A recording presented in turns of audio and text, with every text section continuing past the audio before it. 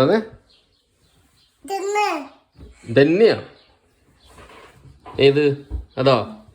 അതൊരു പ്രാണി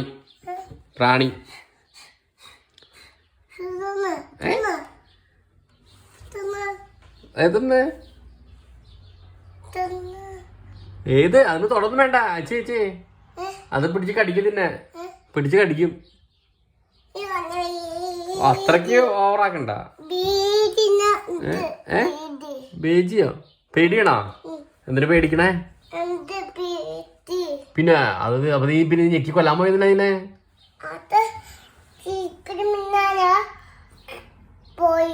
ചിക്കന് പിന്നാലെ പോയോ ആണോ എന്നിട്ടോ